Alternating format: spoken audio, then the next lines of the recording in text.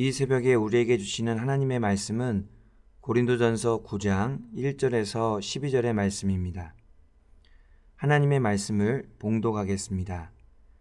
내가 자유인이 아니냐, 사도가 아니냐, 예수 우리 주를 보지 못하였느냐, 주 안에서 행한 나의 일이 너희가 아니냐, 다른 사람들에게는 내가 사도가 아닐지라도 너희에게는 사도이니 나의 사도됨을 주 안에서 인친 것이 너희라. 나를 비판하는 자들에게 변명할 것이 이것이니 우리가 먹고 마실 권리가 없겠느냐. 우리가 다른 사도들과 주의 형제들과 게바와 같이 믿음에 자매된 아내를 데리고 다닐 권리가 없겠느냐. 어찌 나와 바나바만 일하지 아니할 권리가 없겠느냐. 누가 자기 비용으로 군 복무를 하겠느냐. 누가 포도를 심고 그 열매를 먹지 않겠느냐. 누가 양떼를 기르고 그 양떼의 젖을 먹지 않겠느냐. 내가 사람의 예대로 이것을 말하느냐. 율법도 이것을 말하지 아니하느냐. 모세의 율법에 곡식을 밟아 떠는 소에게 망을 씌우지 말라 기록하였으니 하나님께서 어찌 소들을 위하여 염려하심이냐. 오로지 우리를 위하여 말씀하심이 아니냐.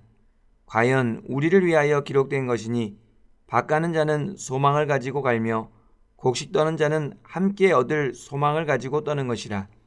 우리가 너희에게 신령한 것을 뿌렸은즉 너희의 육적인 것을 거두기로 과하다겠느냐.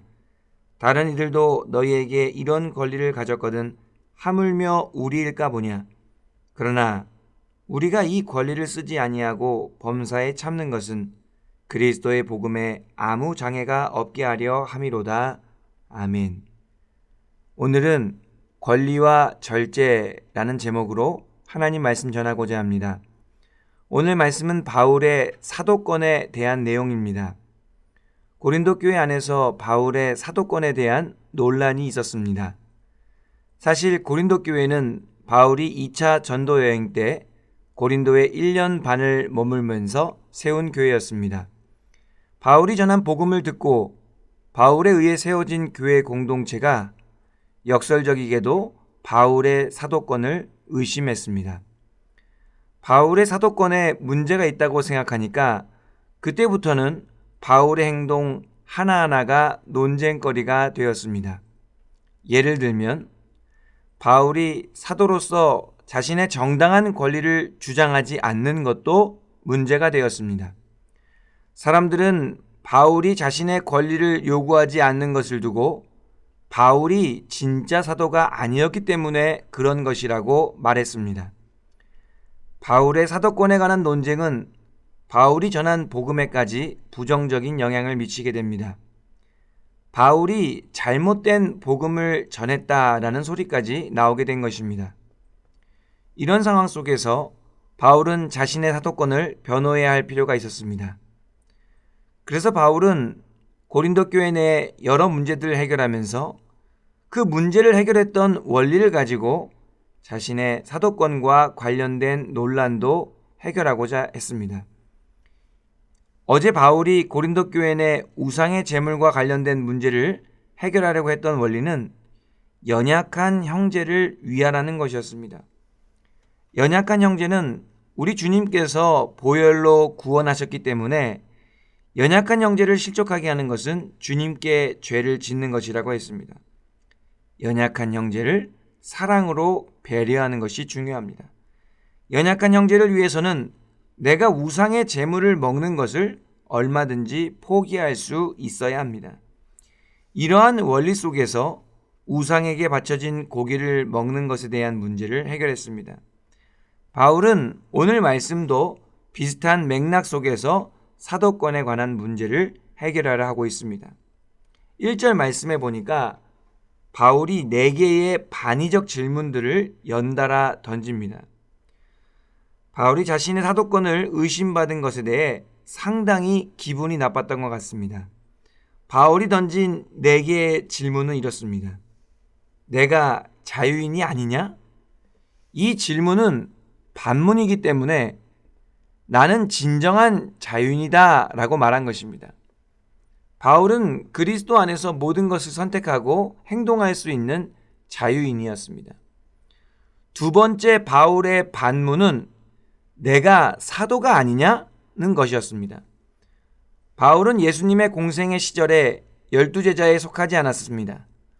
사실 바울은 예수님 살아생전에 뵌 적도 없었습니다. 게다가 바울은 이방인에게 복음을 전하는 사명을 감당했기 때문에 다른 사도들과 조금 다른 행보를 걷기도 했습니다. 바울이 전한 복음도 예루살렘 회의를 통하여 점검하고 확증해야 할 정도로 사람들 사이에 이야기거리가 되었습니다.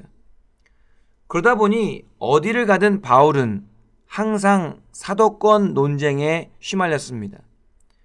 바울의 사도권에 붙어있는 물음표가 언제나 대적자들의 먹잇감이 되었습니다. 바울의 세 번째 반문은 내가 예수 우리 주를 보지 못하였느냐는 것이었습니다. 바울은 분명히 다메섹 도상에서 빗소리 가운데 주님을 만났고 이방인에 대한 사명을 받은 사람이었습니다.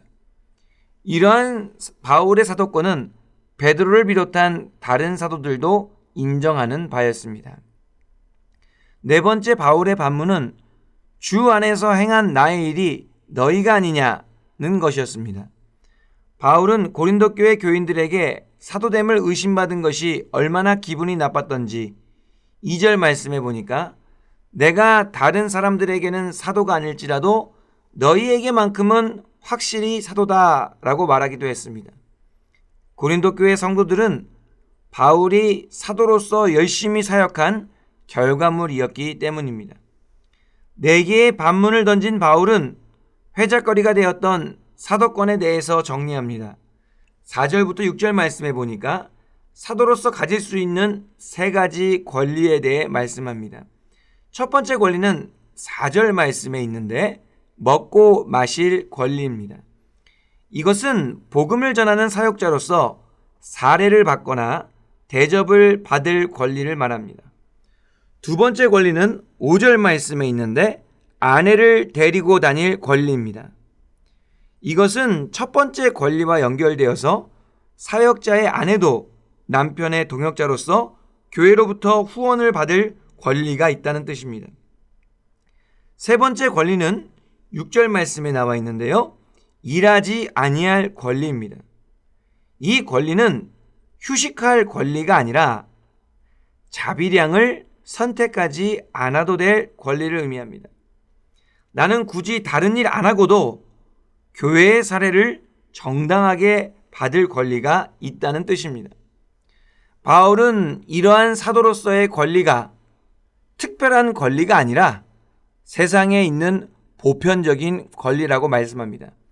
7절 말씀에서는 세상의 예를 들어 이것을 증명합니다. 7절 말씀에 보니까 군인도 녹을 받고 농부도 열매를 먹으며 목자도 양떼의 젖을 먹을 권리가 있다라고 합니다. 그러니까 사도들에게도 그러한 권리가 당연히 있다는 것입니다. 8절부터 12절 말씀에서는 율법의 예를 들어 이것을 증명하고 있습니다. 모세의 율법에 보면 곡식을 밟아 떠는 소에게 망을 씌우지 말라라고 되어 있습니다. 소가 곡식을 밟아 떨다 보면 배가 고파서 곡식을 먹을 수도 있다는 것입니다. 그것은 소에게 주어진 정당한 권리입니다. 그런데 이 말씀은 단순히 소를 위한 말씀이 아니라 사실은 복음의 사역자들을 위한 말씀이라는 것입니다.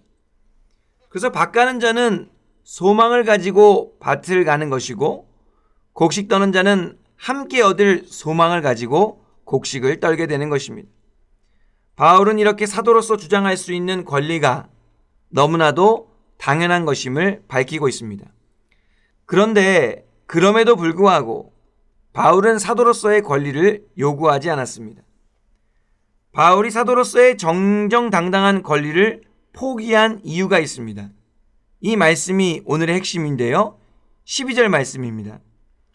다른 이들도 너희에게 이런 권리를 가졌거든 하물며 우리일까 보냐.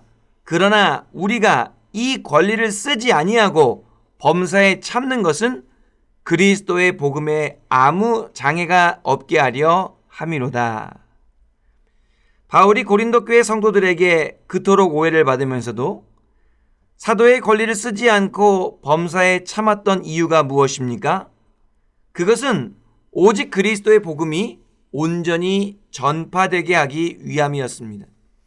사도의 권리를 주장하는 것에 혹시나 그리스도의 복음이 조금이라도 장애를 받게 될까봐 바울은 기꺼이 자신의 권리를 제한하고 포기했던 것입니다. 고린도전서 8장의 맥락과 같습니다. 연약한 형제를 실족하게 하지 않기 위해서 고기를 먹을 수 있는 권리를 포기하듯이 그리스도의 복음 전파를 위해서 사도의 권리를 스스로 내려놓았던 것입니다. 바울은 삶의 원칙이 분명한 사람이었습니다. 바울은 주님께서 사랑하시는 형제를 위해 고기를 먹을 수 있는 권리를 포기했습니다. 주님께서 사랑하시는 형제가 음식보다 더 중요했기 때문입니다. 또한 바울은 그리스도의 복음을 위해 사도의 권리를 포기했습니다. 그리스도의 복음이 온전히 전파되는 것이 사도의 권리를 사용하는 것보다 중요했기 때문입니다. 자신의 정당한 권리를 사용하지 않고 주님을 위해 참을 수 있는 것, 그것은 바로 절제입니다. 자신의 권리를 주장하는 것으로는 갈등이 봉합되지 않습니다. 오히려 갈등이 더 커질 뿐입니다. 자신의 권리를 정당화하는 것으로는 오해가 해결되지 않습니다. 오히려 오해가 더 깊어질 뿐입니다. 이럴 때 필요한 것은 자신의 권리를 스스로 제한하고 포기하는 것입니다. 자신의 권리를 사용하고 싶은 마음을 범사에 참는 것입니다. 그것이 바로 절제입니다. 바울은 절제라는 이 영적 원리를 가지고 교회의 문제들을 해결하고 주님의 복음을 전하고자 했던 것입니다. 이 영적 원리는 이 시대에도 동일하게 적용됩니다. 우리가 주님의 복음을 온전히 증거하기 위해서는 여러 가지 갈등과 대립에서 벗어나기 위해서는 절제가 필요합니다. 이 새벽에 절제가 필요한 나의 삶의 자리를 묵상하시면서 내 삶 속에서 절제라는 성령의 열매가 아름답게 맺어지기를 기도하실 수 있기를 바랍니다. 기도하겠습니다. 하나님 아버지 감사합니다. 오늘 말씀을 통하여 절제에 대해 묵상하게 하시고 오직 그리스도의 복음을 위해 살기로 다시 한번 결단하게 하시니 감사를 드립니다. 나의 정당한 권리이지만 주님을 위해 연약한 형제를 위해 과감하게 포기하고 내려놓을 수 있는 절제의 마음을 허락하여 주시옵소서. 절제의 삶을 통하여 분쟁과 다툼을 그치게 하는 데 쓰임받게 하시고 오직 영광스러운 주님의 복음만 드러내는 삶을 살게 하여 주시옵소서. 예수님의 이름으로 기도하옵나이다.